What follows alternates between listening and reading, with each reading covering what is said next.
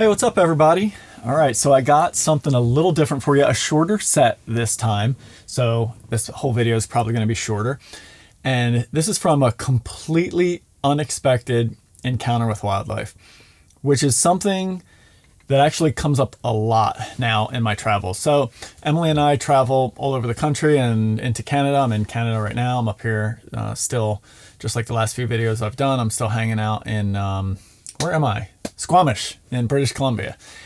And when it's not my workshop season, what I tend to do is just be a lot more opportunistic with wildlife. I did actually target something the other day, but for the most part, what we do is Emily and I find places to do beautiful hikes, and then we just maybe bring a camera. A lot of the times, if I think there's some potential, I'll bring a camera. If not, I don't bother, and it's okay, even if we don't get an opportunity, or if we do see something and I don't have a camera and miss the opportunity, I'm cool with that. Basically, the reason is because I'm so hyper-focused and hyper-targeted during my workshop season. When it's off-season like it is right now, and when Emily and I are just really doing a lot of our own traveling, I don't want to be focused anymore. I don't want to be that kind of like hyper-focused, got to get the shot kind of mindset. I love the freedom of just going out and exploring places like this. These beautiful, stunning places. This is a visit this was a visit to Glacier National Park. These photos are from there. And so, yeah, I want to take you through kind of the story of this one. So we started out, I think it was like 5:30, a little bit before 5:30, because this was about 15, 20 minutes into the hike before we even got to this view. And so, yeah, we just saw this hike. It was called, I think it was the hike to Grinnell Glacier in Glacier National Park. And Emily had actually found it in doing some research using the All Trails app, which is our kind of go-to app to find trails that we want to hike. And it was roughly, I think it was like 10, 11 miles round trip. So out and back trail, mostly the way up there, and then downhill on the way back, which was cool. And we figured it was going to take us 5 to 6 hours, which I think it did, roughly like that amount of time. And so we left before sunrise because we just wanted to get an early start. We knew it was going to be a warmer day, and we also just like to beat the crowds. So I think we started just a little after 5, the hike. And so, yeah, beautiful sunrise. Here I am by this lake, all happy, just watching this beautiful sunrise. I mean, look at that. It was just gorgeous. And it changed really quickly. Like, we kept stopping. We kept wanting to hike, but we kept stopping along the way. Oh, and back to the photography part of this. I brought my Z6 III. I think that's what I brought. Yeah, because it's the lighter weight camera. And I brought a 100 to 400, and I threw a 24 to 120 in my backpack. Just because I knew there was a chance we might see mountain goats, which is something up until this point we hadn't really seen on this in the park, actually. Not just on that hike, but anywhere. And so, yeah, I was really hoping to be able to maybe get something, plus who knows what else we were going to see. And that whole setup was light enough that I could throw it in my backpack, which also had my water in it and stuff like that. So it was a pretty easy thing to bring on this particular trip. So anyway, all these wide angle shots are from the phone though. You can see so this was the second lake we got to along that hike, and it just kept staying stunning. It really was.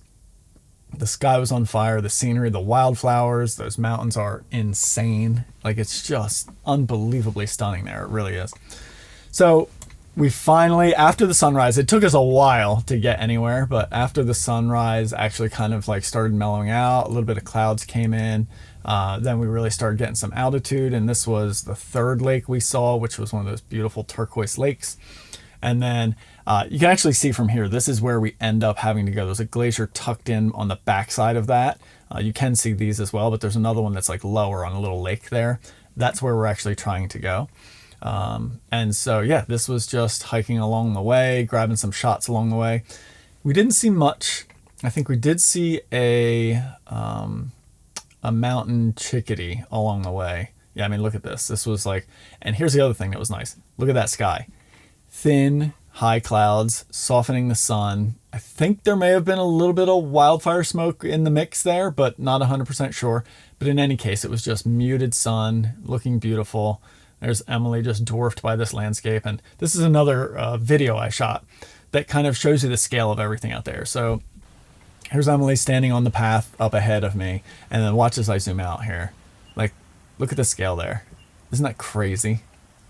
It's just so absolutely massive. Like, if we see, there's Emily way down there, right? So anyway, these are the types of videos I like to shoot for like that. Almost 4 hours later, I just looked at the timestamps before I started recording this. So roughly 4 hours to get up there. We finally got to the glacier. This was kind of the habitat there. So here's the interesting thing, right? We're hanging out there. We sat down and just chilled for a while, and we're just enjoying the view, the scenery, getting some rest in before our hike back. And it was not anything planned to start photographing wildlife. Like, I didn't go up there for mountain goats or bighorn sheep or anything like that specifically. It was just maybe there'll be something along the way. We turn around, we take our rest, turn around, start hiking down, and I hear some people saying, oh, there's bighorn sheep over there, and they're kind of like pointing in a direction.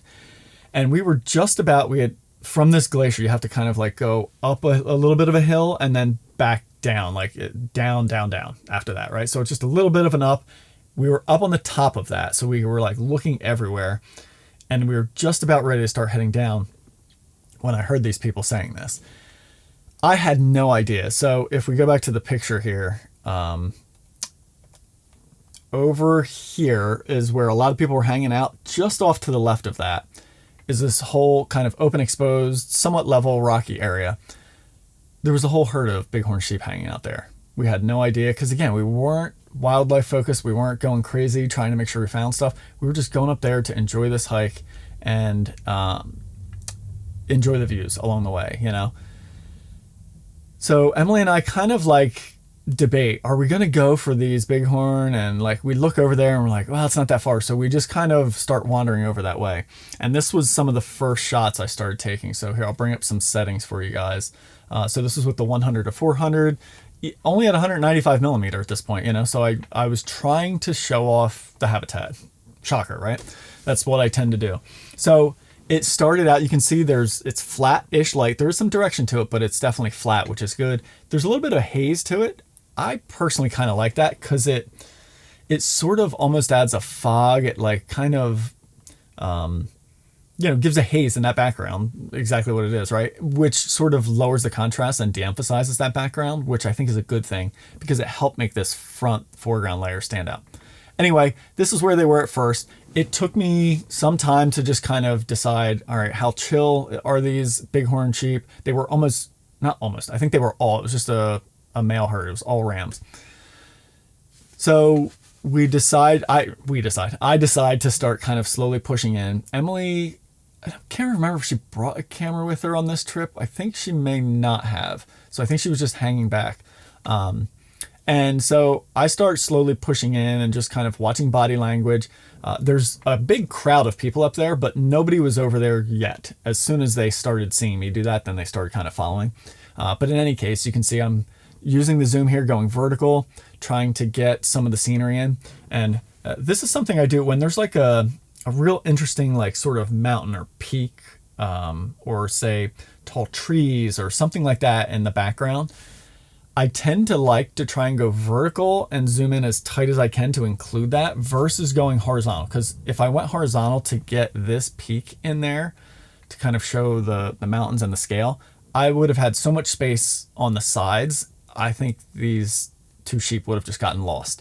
So by going vertical, it allows you to use a longer focal length to compress things and make basically the mountain a little bit larger scale compared to the foreground, but also to enlarge your subject in the frame, you know, like, so that was what I was trying to do there. And then I just started trying to get some portraits. This is the second time I had encountered bighorn sheep, like really big bighorn sheep. I mean, look, these rams had like great horns on them. But this was much more scenic. The last time I had encountered them was the year prior in South Dakota at Badlands National Park. And there was some massive rams there, and it was beautiful scenery, but it was just kind of flat where we were, just like wide open space, which was cool. And I got some really nice portraits of them. But this was like, I mean, you can see, right? This is like incredible scenery here. So trying to think about how to include that, but also just get some nice portraits that show off some different background. And then, yeah, it was like this one ram was kind of sitting up in this one area. Not long after I took this shot, this guy decides to just walk down the slope, basically right at me. And I stayed there. Here you go. Here he goes. He's starting to walk in, right? And as soon as I realized that, I'm shooting a couple at the 100, 400. And then, yeah, I grabbed a portrait of him when he paused. And then, oh, I guess this wasn't the same one then. It must have been a different one. There was another one that came right towards me, and you'll see I switched to the wide. So I guess this was still shooting around with these different rams. And there was like probably a dozen of them up there. So trying to find clean backgrounds, shooting against the snow. I think this is the same one right there. Yeah. This was at 400 mil. And then he was still eating that grass right there. There's 130 millimeter. I mean, look at the versatility of this lens right there. Like same ram here, all three of these, right? Same ram, same position. You can see he's sitting there eating that.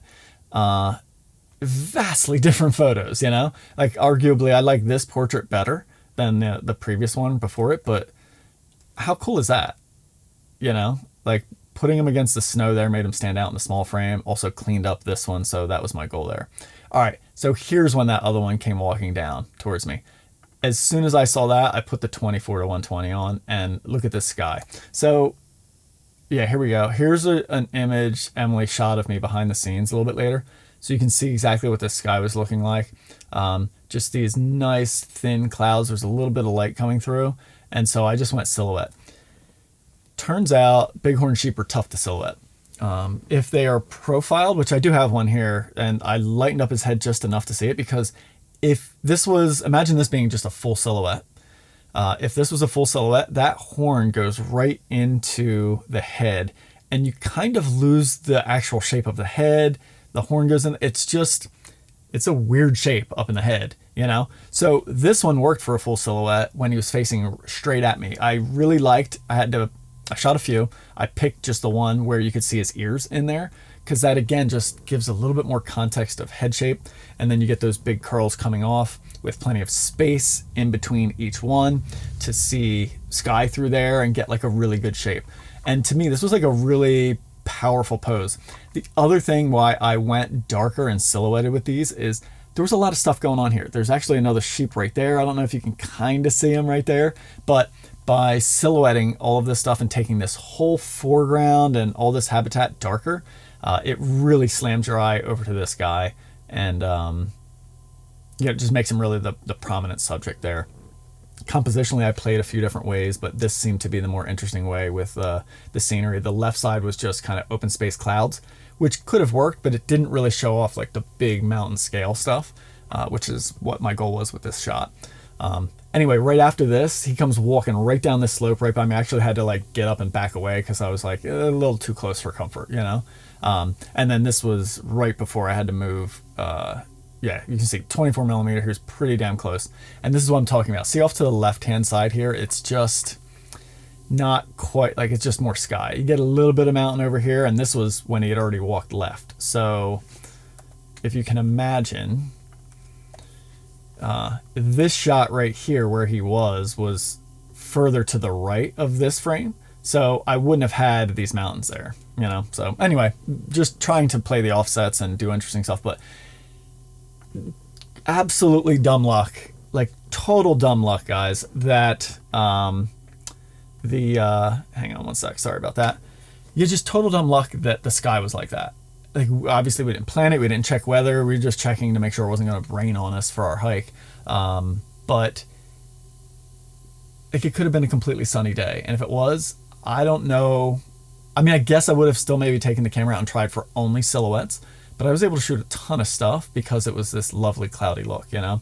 So pretty crazy stuff. Got really, really lucky with this guy, this whole herd, but especially this guy that walked right by me here. Shortly after that, we're standing there and we look over and there's this robin. I see him sitting on there. Initially, he was kind of against like this spot, but I saw this little, well, not little, big lake. This is one of the ones we hiked by on our way up. as soon as I saw that, I was like, oh, if I run over this direction and line it up, and this is when I still had that 24 to 120 on, I knew I'd be able to silhouette him in there, and just super tiny in frame, really, really wonderful sense of scale there, I think, on this one. You know, it's just like so tiny, tiny, tiny bird in this massive, beautiful space. The darker silhouette kind of helped him pop out of there. I really thought it worked quite nicely. Anyway, back to the rams. Again, just trying to silhouette them, this time using some of the snow, you know, just trying to get interesting, using some negative exposure compensation there. And then this is a shot you can see. This is, there was 2 rams sitting here. This guy didn't end up moving, this really close one. This guy ended up getting up and just walking away. Not for me at all. They were doing that. You know, I really was paying attention when I was walking up, or kind of crawling up in this case, staying low, just really watching their behavior. They were all just relaxing and like chewing their cud and stuff like that, so I didn't want to disturb them at all. Even though there's like, at this point, tons of people running around like all over the place.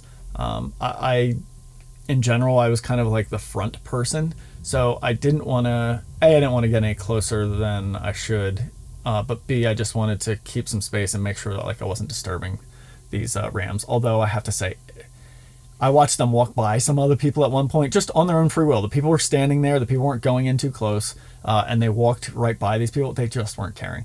Every time they came relatively close when they were on the move to me, they were just feeding, like just not caring at all, which was great. Anyway, it was cool. Emily shot this behind the scenes shot of me, but this is what I was shooting of that guy laying there. Specifically trying to make sure I put his head in that snow there so it would stand out. But I love the textures and like how the color and pattern actually just kind of really match, you know. It's like you can see how they'd have some really good camouflage up there, not that they need it. Tried to shoot some where it was without the snow, because the snow on its own is distracting, I would say. Even though it helps them stand out here, it can be distracting, so I shot some without it as well. And you can see 120 millimeter here, right? So pretty close. And then that one that got up did this, and this is probably one of my favorite shots other than those silhouettes. This one I really liked. I just love this sheer wall in the background, the snow and glacier hanging in there, kind of balancing out the composition. He didn't stand out a ton. There was a little bit, like the sun had popped through just a little bit, so you can see there's kind of a glow. We got a shadow underneath there. So in post, I did kind of edit this one to just kind of make him stand out a little bit more. So just a slight lightening there, a slight darkening to everything else, and sort of a reduction in contrast along the foreground here to just minimize that texture and really help your eye go right to that ram. But that's like, yeah, that's one of my favorite shots. I just really enjoyed the sense of scale there and just how rugged it is, and it just really shows off their habitat, I think. So anyway, yeah, that one, this one was definitely some of the favorites there. And then the landscapes and everything were just absolutely, you know, ridiculous that day. So we had one hell of a trip. After that, there was some other stuff we shot along the way too, I'll mention. On the way down, we had some ground squirrels that we were able to do some fun stuff with, but those were all really, really short encounters and not a whole hell of a lot to show here. But I just wanted to kind of explain how some of this stuff happens when we're traveling and show you, you know, you don't always have to plan everything. I do think there is something to be said for planning a lot of stuff and really making sure you get the best opportunity you can for some of these, you know, photographs and opportunities, and just put yourself in the best place, right? But other times there's nothing wrong with just wandering around. And yeah, this was an incredible day. We had the whole hike was just stunning. We took a ton of photos of ourselves and the scenery, and then to have this wonderful wildlife encounter, which was completely unplanned. And I almost, like the two of us almost walked away from had we not heard somebody else mentioning the Bighorn Sheep being nearby. So got lucky with that one too. All right, guys, thanks so much for this one. I hope you guys enjoyed it. Any questions in the comments below? I'll be sure to try and answer them my best. And see you guys on the next one.